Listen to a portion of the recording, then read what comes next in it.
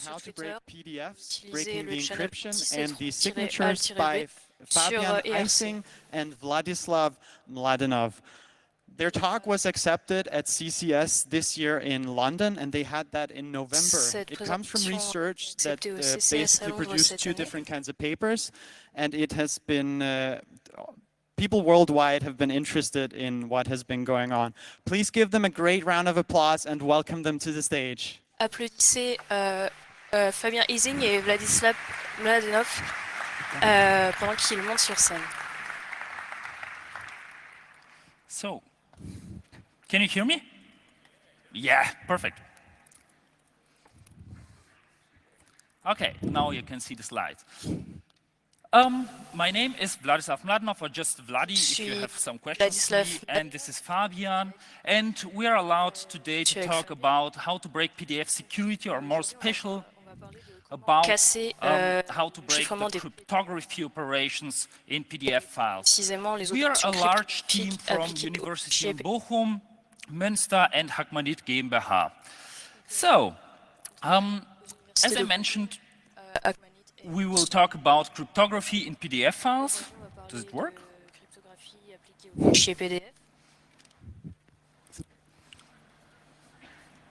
All right.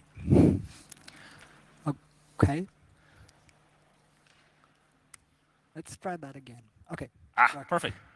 This talk will consist of two parts. The first part is about digitally signed PDF files and how can we recognize such files. If we open them, we see the information regarding that the file was signed and all verification procedures were valid, and more information regarding the signature validation panel and information about who signed this file. This is the first part of the talk, and I will present this topic. And the second part is regarding PDF encrypted files and how can we recognize such files. If you try to open such files, the first thing you see is the password prompt, and after entering the correct password, the file is decrypted and you can read the content within this file. If you open it with Adobe, additional information regarding if this file is secured or not is displayed further. And this is the second part of our talk, and Fabian, we will talk how can we break the PDF encryption. So, before we start with the attacks on signatures or encryption, we first need some basics. And after 6 slides, you will be experts regarding PDF files and you will understand everything about it. But maybe it's a little bit boring, so be patient. There are only 6 slides. So the first is quite easy. PDF files are, the first specification was in 1993, and almost at the beginning, PDF cryptography operations like signatures and encryption was already there. The last version is PDF 2.0, and it was released in 2017. And according to Adobe, 1.6 billion files are on the web and perhaps more exchanged beyond the web. So basically, PDF files are everywhere, and that's the reason why we considered this topic and tried to find or to analyze the security of the features. If we have some very simple file and we open it with Adobe Reader, the first thing we see is, of course, the content, hello world in this case, and additional information regarding the focused page and how many pages this document has. But what would happen if we don't use a PDF viewer and just use some text editor? We use the Notepad++ to open and later manipulate the files. So I will zoom this file, and on a utilisé Notepad++ pour ouvrir un fichier PDF, et la première chose qu'on voit, c'est qu'on peut le lire. C'est peut-être un peu rôle, mais quand même extraire certaines informations de ce fichier. Par exemple, le nombre de pages. Et ici, on voit l'information que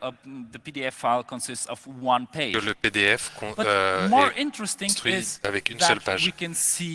Et ce qui est plus intéressant encore, c'est qu'on peut voir le contenu du fichier lui-même. Donc, ce qu'on a appris, c'est qu'on peut utiliser un éditeur de texte simple pour lire un PDF et le modifier. Donc, rentrons dans les détails. Comment un PDF est-il structuré et comment est-il traité? Donc, un PDF est constitué de 4 parties. Le header, le corps, c'est la partie la plus importante. L'information présentée à l'utilisateur. Et ensuite, on a la section xref et trailer. Ce qui est très important quand on traite des PDF, c'est qu'on ne les traite pas du haut en bas, mais du bas en haut. Donc la première chose qu'un lecteur de PDF ouvre, c'est le trailer. Donc regardons ce qu'il y a comme information dans le trailer. On a deux informations très importantes. La première chose, c'est l'élément de base du PDF. Donc quel est le premier objet qui sera traité? Et la deuxième information importante, c'est où commence la section xref. C'est juste un offset de clé qui vous montre à quel endroit gref commence. Donc ce pointer, comme on vient de le dire, vous mène à la section xref. Donc regardons la section xref. Donc la section xref, c'est un catalogue qui pointe, qui aiguille sur le lieu dans lequel sont stockés les différents objets. Comment est-ce qu'on peut lire cette section xref? La première information xref, c'est que le premier objet qu'on a défini ici a l'ID 0 et on a 5 éléments consécutifs qui sont définis. Le premier objet est ici. Donc, la première entrée, c'est la position T, et le deuxième élément, c'est la version, et le troisième élément, c'est si l'objet est utilisé ou non. Donc, quand on lit cette section xref, on peut voir que l'objet avec l'ID 0 est à la position 0 et pas. Donc, le deuxième objet à la position 9. Et donc, l'objet avec l'ID 4, 0, 4, l'objet avec l'ID 4 peut être trouvé à la position 184 et est utilisé. Donc le lecteur de PDF sait quel type d'objet, quel objet est trouvé et il peut l'afficher de manière correcte. Maintenant, on va passer à la partie la plus importante, donc le corps, c'est celui qui contient le contenu affiché à l'utilisateur. Regardons le corps PDF. L'objet 4.40 et celui-ci, il contient les éléments Hello World. Les autres objets, on les voit par rapport à comment est-ce qu'on peut lire ces objets? On a l'objet commençant avec l'ID, l'élément et le mot PJ, les lettres. Maintenant, on sait à quel endroit l'objet commence, à quel endroit il se termine. Maintenant, comment traiter corps? Donc, comme dans la partie trailer, on avait une référence par rapport à la racine. Donc, on avait l'élément avec l'ID 1, la génération 0. Maintenant, on commence à lire le document par le haut. Donc, on a un catalogue et une référence vers des pages. Donc, les pages, c'est juste une description de toutes les pages qui sont contenues dans le fichier. Ce qu'on voit ici, c'est qu'on a ce numéro, le décompte 1, on a une seule page et la référence à l'objet qui contient toutes les descriptions des pages. On a plusieurs pages. On aura ici plusieurs éléments. Ensuite, on a une page. Ici, on a le contenu qui est une référence vers l'élément. Perfect. If you understand this, then you know everything or almost everything about Vous avez PDF compris ça, files. vous Now avez you can tout just compris, use your presque editor tout, and sur open les such PDF. files and analyze them. Au PDF dans un éditeur de texte et les analyser. Maintenant, I forgot the last part. on a besoin, j'ai oublié la dernière partie, It's just de one line header. stating which version C'est is simplement used. une ligne For example, in va our case, 1.4, donner l'information sur la for the last version version of Adobe utilisée. here will be stated À 2.0. 1.4. Now, Pour la dernière we version, ce need sera this one 2.0. feature called incremental Maintenant, update. on a besoin de cette fonctionnalité qui s'appelle And mise I à jour call this incrémentelle. feature, do you know this J'appelle cette features highlighting something in the PDF file Vous connaissez or la putting fonction some sticky pour notes? mettre des Technically, notes ou it's called incremental marquer update. I des just sections call dans le it PDF. reviewing master and bachelor theses of my students. Moi, j'appelle ça Because this is réguler les exactly the thèses procedure I follow. de master ou I de just read bachelor the de mes text étudiants, and highlight mais something and la store, fonctionnalité the s'appelle information I put it mise in. à jour incrémentelle.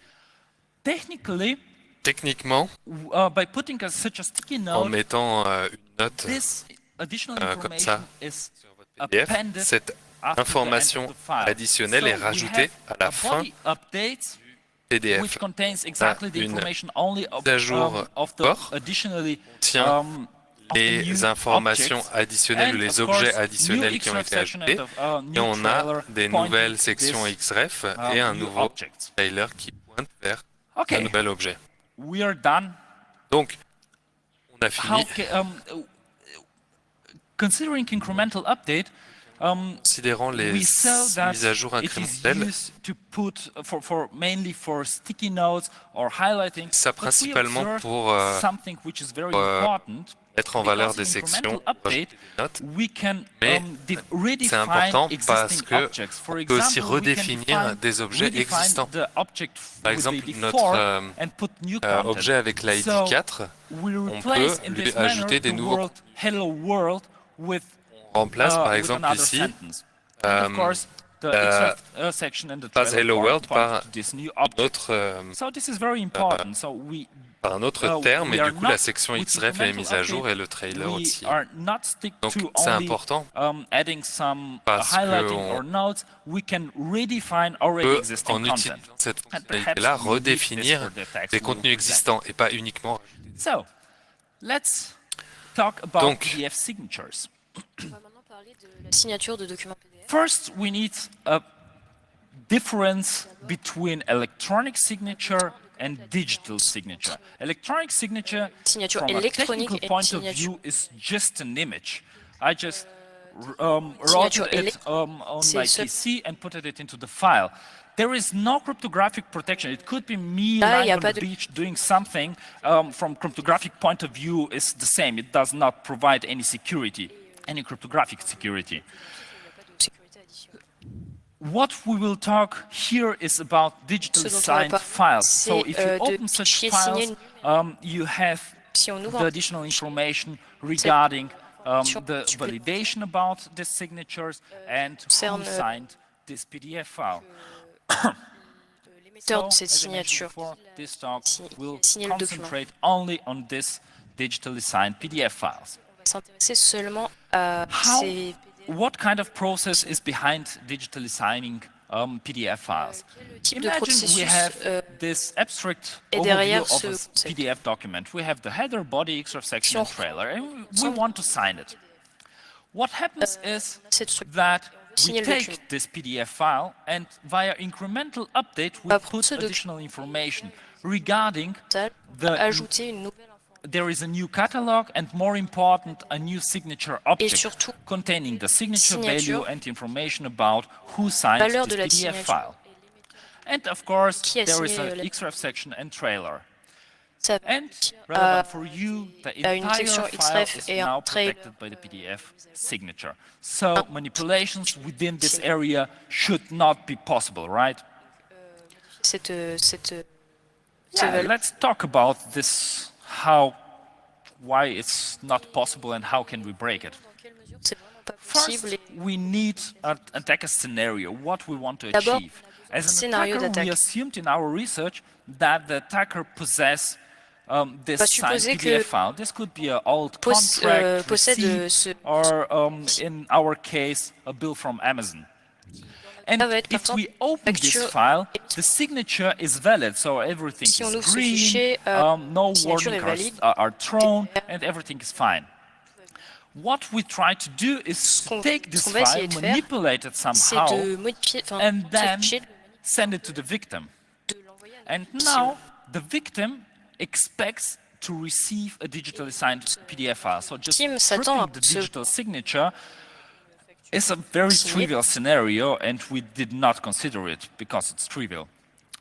We consider that the victim expects to see that there is a signature and it is valid, so no warning cards are thrown, and the entire left side is exactly the same from the normal behavior. But on the other side, the content was exchanged, so we manipulated the receipt and exchanged it with another content. The question is now, how can we do it on a technical level? And we came up with 3 attacks: incremental saving attacks, signature wrapping, and universal signature forgery. And I will now introduce the techniques and how these attacks are working.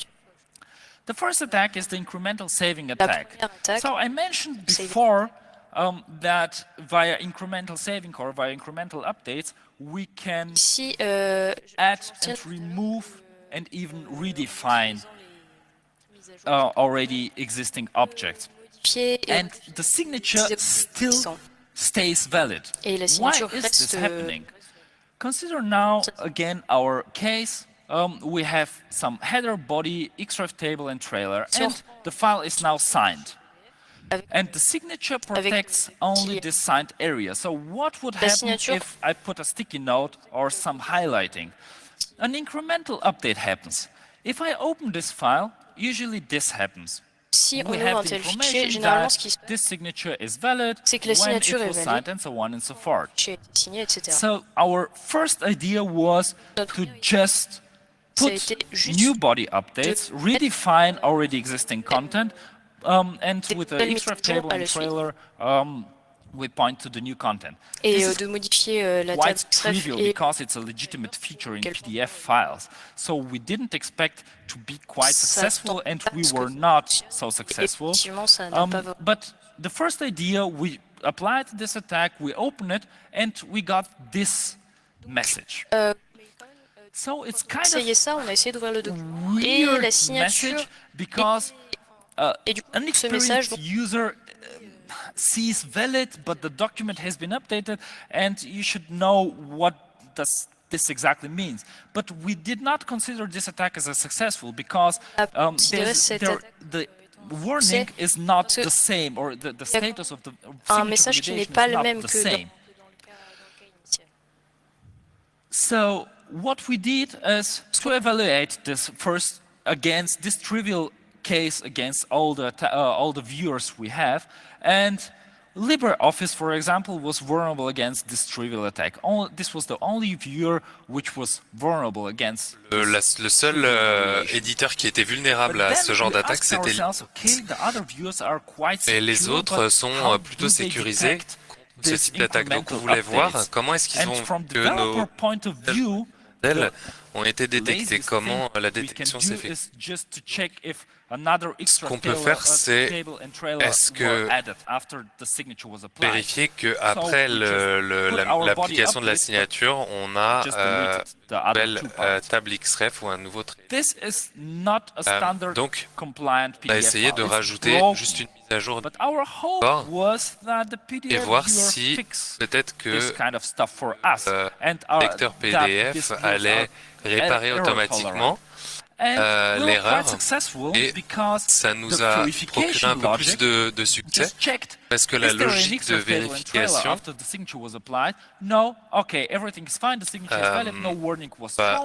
ne va pas nous donner de message parce que n'a pas de modification des tables XREF ni du trailer, donc on n'a aucun warning et l'éditeur le lecteur de PDF a réparé automatiquement avec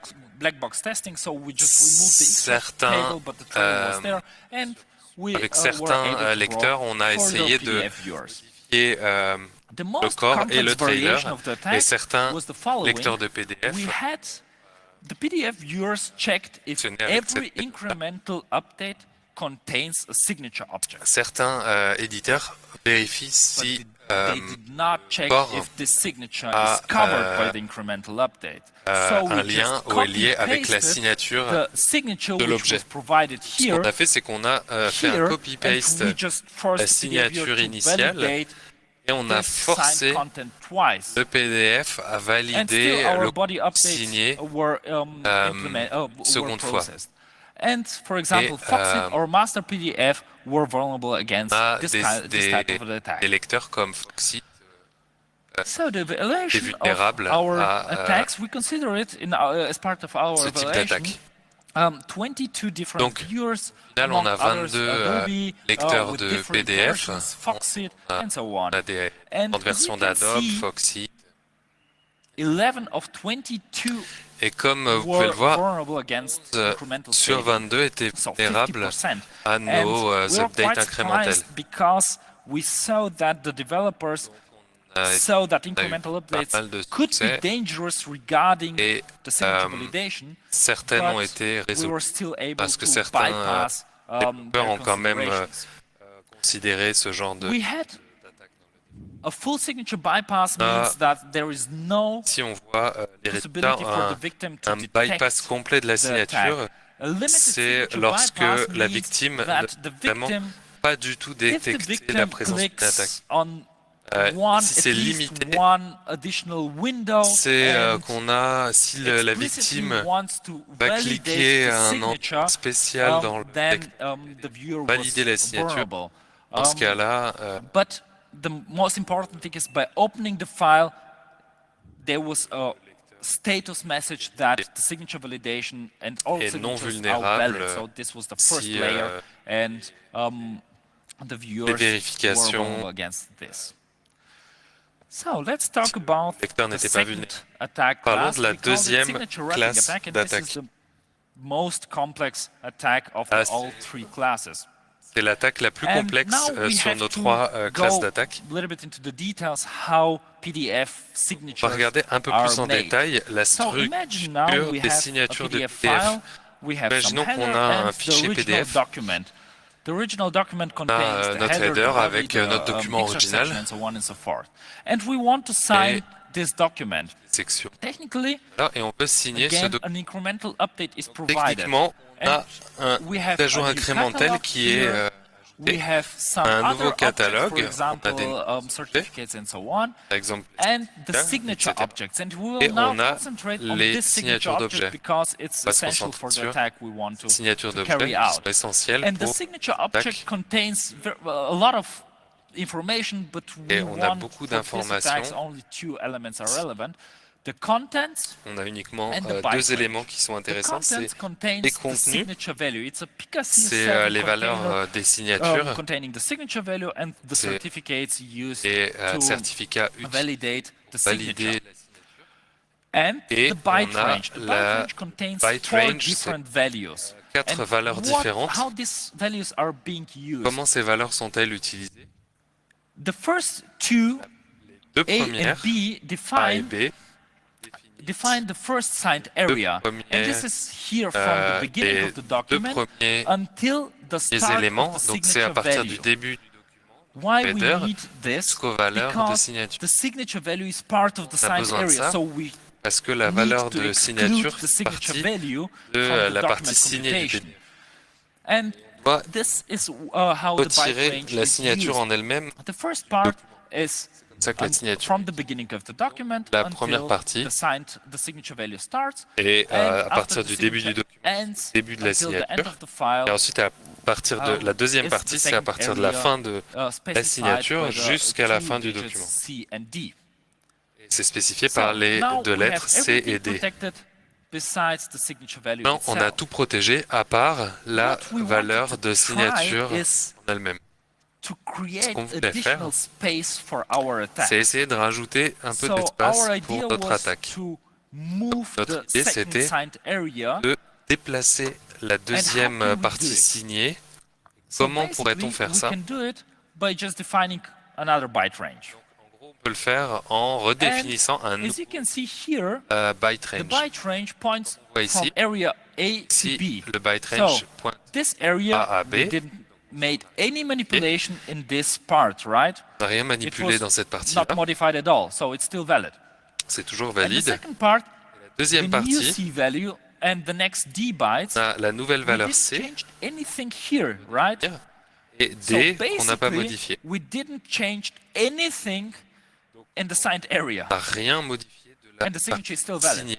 But Et la what we signature est created toujours valide. was Mais a ce space qu'on a créé, for some c'est malicious un espace objects, pour des objets sometimes we malicieux, needed some padding and a new XREF section padding et une pointing nouvelle to this section malicious object. XREF qui pointe vers Important notre thing objet. was that valide. this malicious XREF sections, the position is defined by the La trailer, and partie since we cannot modify the XREF trailer, pointe this position is par fixed. le trailer, So donc this is the only comme on ne peut limitation pas of the modifier le attack. trailer, cette But position est it works la like a charm. signification de cette attaque. And Et ça a the marché. question is now, Magnifiquement bien. Et la question donc, how many PDF viewers Comment were vulnerable bien against this attack? les lecteurs And de as you can PDF see, ont été vulnérables à cette this attaque. is the Comme on signature voit ici dans wrapping le column. tableau, la colonne 17 SWA, out of 22 17 applications were lecteurs de vulnerable against PDF this attack. sur This was 22 étaient vulnérables à ce type quite d'attaque. expected result C'est because le the résultat qu'on attack was attendait. complex. We saw that many L'attaque est developers complexe. were not aware C'est of que this beaucoup de threat, développeurs and avec pas that's conscients the de ce reason type d'attaque. why so many C'est donc vulnerabilities pour ça were there. qu'on a tellement de vulnérabilités dans les Now to the last class of attacks, universal signature forgery, and we called it universal signature forgery, but I prefer to use another definition for these attacks. I call them stupid implementation flaws. Qu'on peut appeler.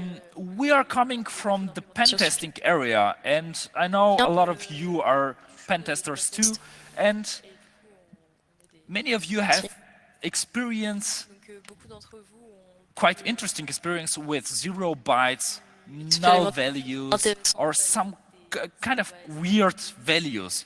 And this is what we tried in this kind of attacks. Just try to do some stupid values or essayer ce genre d'attaque avec des references and stupides. see what happened. C'est en regardant. Considering the signature, there are two different important elements: the contents containing the signature value and the byte range pointing to what is exactly signed. So, what would happen if we remove the contents? Our hope was that the information regarding the signature is still shown by the viewer as valid without validating any signature, because it was not possible. And by just removing the signature value is quite an obvious idea. And we were not successful with this kind of attack, but let's proceed with another values, like for example contents without any value, or contents like equals null or 0 bytes. And considering this last version, we had 2 viewers which were vulnerable against this attack. And another case is, for example, by removing the byte range. By removing this byte range, we have some signature value, but we don't know what is exactly signed. Signature, on ne sait pas précisément ce qui est signé. We tried this attack, and of course, byte range without any value, or null bytes, or byte range with a minus or negative negative numbers. And usually this last crashed a lot of viewers. But the most interesting is that Adobe made Ce qui est this intéressant, c'est mistake. que By just removing the byte range, we were able to bypass the entire security. We didn't expect this behavior, but it was a stupid implementation flaw allowing us to do anything in this document. And all the exploits we show in our presentations were made on Adobe with this attack. So let's see what were the results of this attack. As you can see, only 4 of 22 viewers were vulnerable against this attack, and only Adobe Unlimited. For the others, there was limitation because if you click on the signature validation, then a warning was thrown. It was very easy for Adobe to fix, and as you can see, Adobe didn't made any mistake regarding incremental saving and signature wrapping, but regarding universal signature forgery, they were vulnerable against this attack. And this is the hope of our approach. In summary, we were able to break 21 of 22 PDF viewers. The only... Casser la sécurité de 21 sur les 22. The only secure PDF viewer is Seul Adobe lecteur 9, sécurisé, c'est which is deprecated and has remote code execution. Obsolète et vulnérable à une exécution de code à distance. To use them or are using it are Linux users because this is the last version available for Linux. And that's the reason why you consider it. So, I'm done with the talk about PDF signatures, and now Fabian la partie can talk sur la about signature de PDF documents encryption. PDF. Thank you. Yes. Chiffrement de.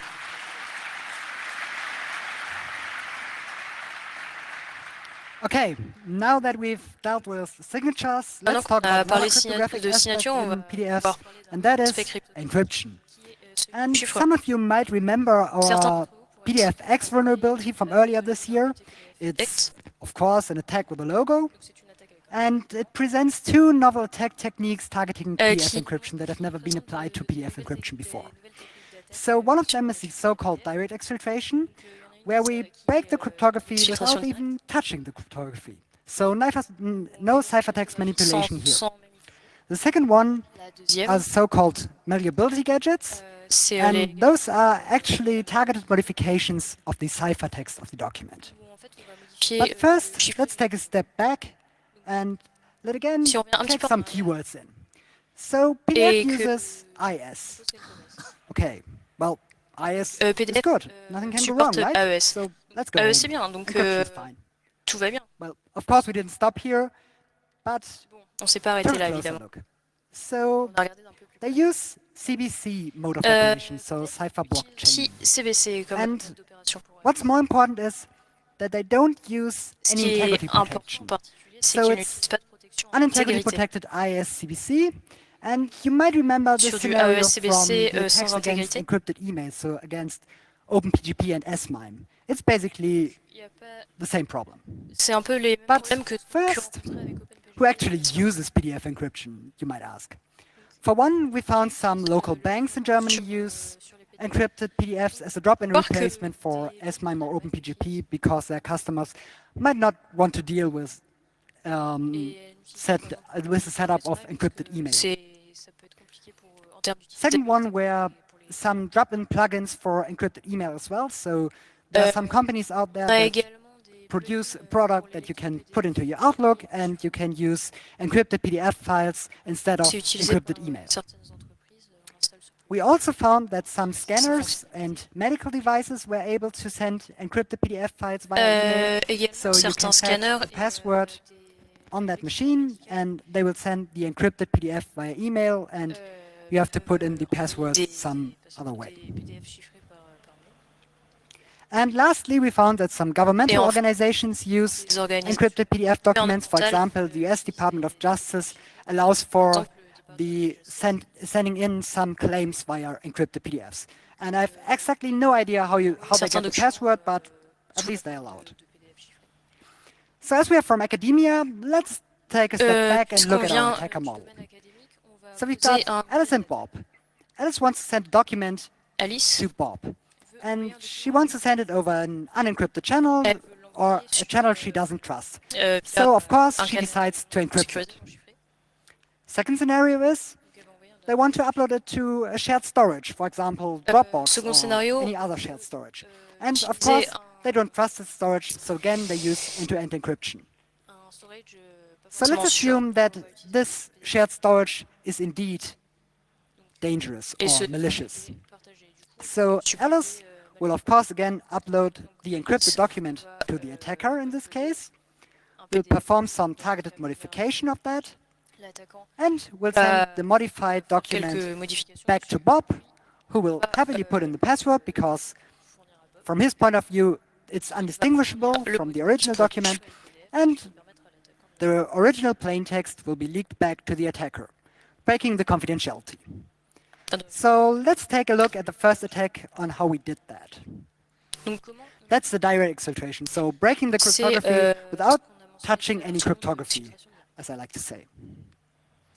But first, encryption in a nutshell, PDF encryption. So you have seen the structure of a PDF document. There's a header with a version number. There's a body where all the interesting objects live. So there's our confidential content that we want to actually exfiltrate as an attacker. And finally, there's Xref table and the trailer. So what changes if we decide to encrypt this document? Well, actually not a whole lot.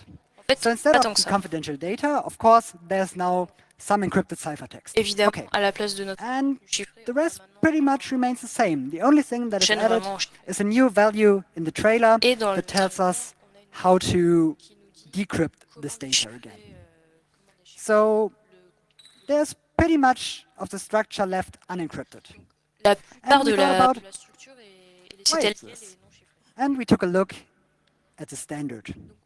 So this is an excerpt from the PDF specification, and I've highlighted an interesting part for you. Encryption is only applied to strings and streams. Well, those are the values that actually can contain any text in a document. And all other objects are not encrypted. And that is because, well, they want to allow random access to the whole document. So no parsing the whole document before actually showing page 16 of the encrypted document. Well, that seems kind of reasonable. So, but that also means that the whole document structure is unencrypted, and only the streams and strings are encrypted. This reveals a lot of information to an attacker that he or she shouldn't have, probably. That's, for one, the number and size of pages, that's the number and size of objects in the document, and that's also including any links, so hyperlinks in the document that are actually there. So that's a lot of information an attacker probably shouldn't have. So next we thought maybe we can do some more stuff. Can we add our own unencrypted content? And we took a look at the standard again and found that there are so-called crypt filters, which provide finite granularity control of the encryption. This basically means as an attacker I can change a document to say, hey, only strings in this document are encrypted and streams are unencrypted. That's what the identity filter is for. I have no idea why they decided to add that to a document format, but it's there. So that means there's support for partial encryption. Ça veut dire qu'on a un support pour du chiffrement partiel. Mixed with actual encrypted content. And we found 18 different techniques to do that in different readers. So there's a lot of ways to do that in the different readers. So let's have a look at a demo. So we have this document, this encrypted document, we put in our password and get our secret message. We now open it again in a text editor. We see in object 40 down here, there's the actual ciphertext of the object, so of the message, and we see it's IS encrypted with a 32-byte key, so it's IS 256. Okay, now we decide to add a new object that contains, well, plain text. And, well, we simply add that to the contents array of this document. So we say, display this on the first page, save the document, we open it, and we'll put in our password, and, oh well, this is indeed awkward. Okay, so now we have broken the integrity of an encrypted document? Well, you might think maybe they didn't want any integrity in their encrypted files. Maybe that's the use case people have. I don't know. But we thought maybe we can somehow exfiltrate the plain text this way. So again, we took a step back and looked at the PDF specification. And the first thing we found were so-called submit form actions. And that's basically the same as a form on a website. You can put in data. You might have seen this in a contract, in a PDF contract, where you can put in your name and your address and so on and so on. And the data that's saved inside of that is saved in strings and streams. And now remember, that is everything that is encrypted in a document. And of course, you can also send that back to an attacker or, well, to a legitimate use case, of course, via clicking a button, but clicking buttons. So we again looked at the standard and found the so-called open action, and that is an action, for example, submitting a form, that can be performed upon opening a document. So how might this look? This is how a PDF form looks, already with the attack applied. So we've got an URL here that is unencrypted because all strings in this document are unencrypted, and we've got the value, object 2.0, where the actual encrypted data lives. So that is the value of the form field. And what will happen on the attacker side as soon as this document is opened? Well, we'll get a post request with the confidential content. Let's have a demo. Again, we have this document. We put in our password. It's the original document you have already seen. We reopen it in a text viewer, or a text editor. Again, see it's encrypted. And we decide to change all strings to the identity filter. So no encryption is applied to strings from now on. And then we add a whole blob of information for the open action and for the form. So this will be performed as soon as the document is opened.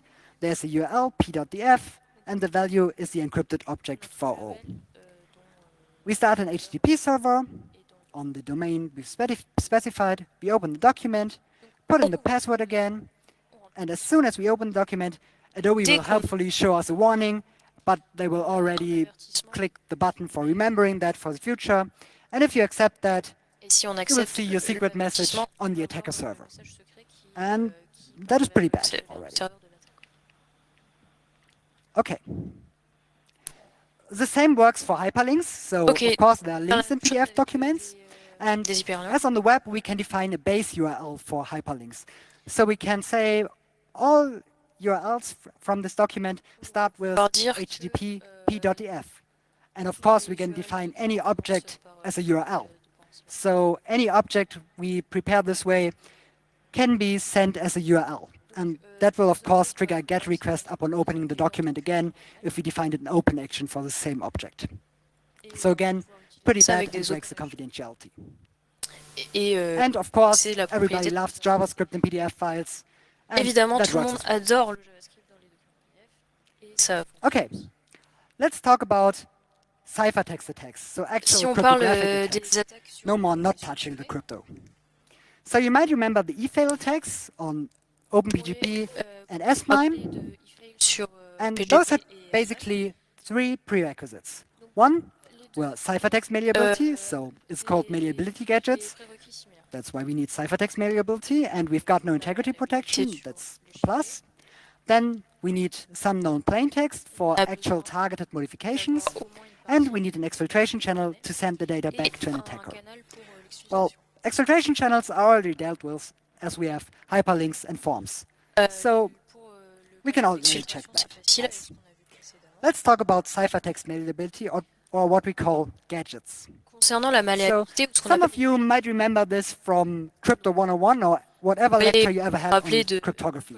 This is the decryption function of CBC, so cipher block chaining.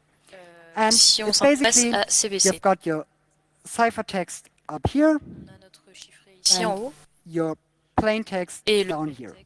And it works by simply decrypting a block of ciphertext, XORing the previous block of ciphertext onto that, and you'll get the plain text.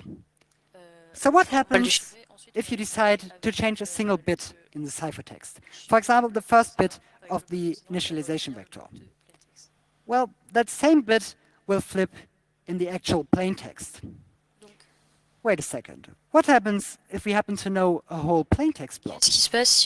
Well, we can XOR that onto the first block and basically get all zeros, or what we call a gadget or a blank sheet of paper, because we can write on that by taking a chosen plain text and XORing that onto this result.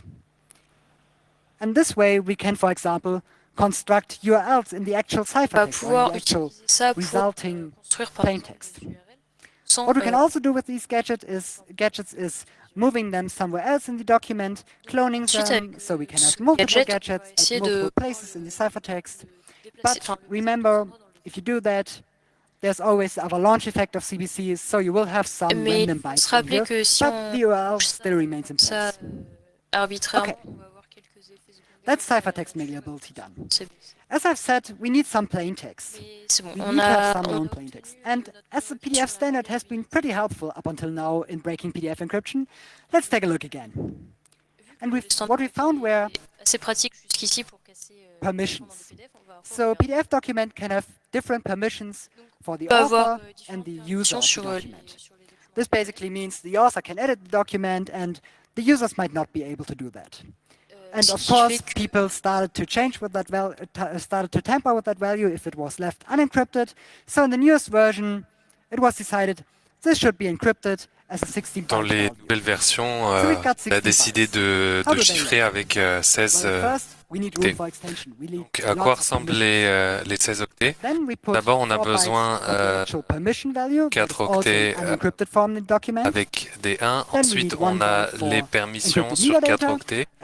Ensuite, on a 1 octet pour les métadonnées, 3 octets ABD. Et enfin, pour les octets aléatoires, on a les 4 octets. Donc si on prend tout ça et chiffre, c'est en texte clair par défaut. You see the perms value, I've marked it down here. That is the actual extended value I've shown you on the last slide. And above that, you see the unencrypted value that's inside this perms value. So the -4 in this case. It's basically a bit field. On the right side, you see the actual encrypted contents. And helpfully, all of this is encrypted under the same document-wide key in the newest version of the specification. And that means we can reuse this plain text anywhere in the document we want. And we can reuse this to build gadgets. To sum that last point up for you, Adobe decided to add permissions to the PDF format, and people started tampering with them, so they decided to encrypt these permissions to prevent tampering, and now known plain text is available to attackers. All right. So that's basically all of the prerequisites it's done, and let's again have a demo. So we again open this document, put in our password. Well, as soon as Chrome decides to open this document, we put in our password. It's the same as before. Now I've prepared a script for you because I really can't do this live. And it basically does what I've told you. It's getting a blank gadget from the perms value. It's generating a URL from that. It's generating a field name so that it will look nice on the server side. We regenerate this document and put a form in there. We start a web server, open this modified document, put in the password again, and, oh well, Chrome doesn't even ask. So as soon as this document is opened in Chrome and the password is put in, we'll get our secret message delivered to the attacker. Okay. So we took a look at 27 viewers and found all of them vulnerable to at least one of our attacks. So some of them work with no user interaction, as you have seen in Chrome. Some work with user interaction in specific cases, as you've seen with Adobe, with a warning. But generally, all viewers were attackable in one way or the other. So what can be done about all of this? Well, you might think signatures might help. That's usually the first point people bring up. a signature on the encrypted file will help. Well, no, not really. Why is that? Well, for one, a broken signature does not prevent opening the document, so it will still be exfiltrated as soon as the password is put in. Signatures can be stripped because they are not encrypted, and as you have seen before, they can also be forged in most viewers. Signatures are not the answer. Closing exfiltration channels is also not the answer because for one, it's hard to do, and how would you even find all exfiltration channels in an 800 pages standard? And I mean, we have barely scratched the surface here of exfiltration channels. And should we really remove forms and hyperlinks from documents? And should we remove JavaScript? Okay, maybe we should. And finally, if you have to do that, please ask the user before connecting to a web server. So let's look at some vendor reactions. Apple decided to do exactly what I told you, to add a dialogue. Apple a fait exactement ça pour avertir sur l'utilité and Google decided to stop trying to fix the unfixable in Chrome. They fixed the automatic exfiltration, but there's really nothing they can do about the standard. So this is a problem that has to be done in the standard. And that is basically that. For mitigating wrapping attacks, we have to deprecate partial encryption and disallow access from unencrypted to encrypted objects. And against the gadget attacks, we have to use authenticated encryption like ISGCI. And Adobe has told us that they will be escalating this to the ISO working group that's now responsible for the PDF standard, and this will be taken up in the next revision. So that's a win in my book. En conclusion. Thank you so much, guys. That was really awesome. Please queue up by the microphones if you have any questions. We still have some time left for Q&A. But I think your research is really, really interesting because it opens my mind to like, how would this actually be able to be misused in practice? Like, and I don't know, like, what's your take? I guess since you've been working so much with this, you must have some kind of idea as to what devious things you could come up with.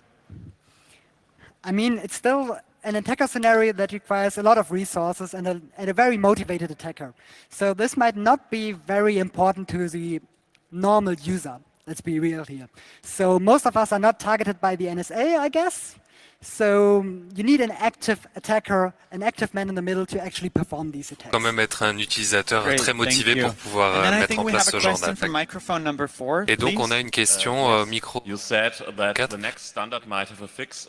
Do you know a time frame on how long it takes? Ce sera fixé dans la prochaine version, prochain standard PDF. Est-ce que tu sais combien de temps ça prend pour construire un tel standard? We have talked with Adobe and they told us they will show the next version of the standard to us before actually releasing that, but we have no time frame at all for them. Okay, thank you. Thank you. Microphone number 5, please. Thank you for the very interesting talk. You showed in the très first part that the vous a montré dans la première has like these partie 4 que numbers with the la byte signature a ce chiffre avec le like 4 byte numbers range. not part of the signature. Is there a technical reason for that? Because ces the byte chiffres ne offset font is pas partie. predictable. Pourquoi cette partie ne fait pas partie de la signature? Est-ce que The byte c'est range is protected by the prévisible? signature, but we just defined a second one. And just Ils en font partie, mais en fait, on se crée notre byte range et on a but only the first one, the manipulated one, will be processed. Seulement celui qu'on a modifié va être traité. Thank you so much. Microphone number 4, please. Oh, this is way too high for me. Okay. I have an answer and a question for you. You mentioned during the talk that you weren't sure how the Department of Justice distributes the passwords for encrypting PDFs. The answer is in plain text in a separate email, or en clair at the password dans un of the email week, which séparé is distributed through various means. distribué That de. is also what the Department of Homeland Security does. C'est aussi ce que fait Homeland Security. As a question, I have roughly a half question, terabyte of sensitive PDFs that I would like to scan for your attack and also for redaction failures. aussi pour des erreurs rédactionnelles. Est-ce que vous connaissez une méthode pour scanner des documents sur la présence de telles attaques?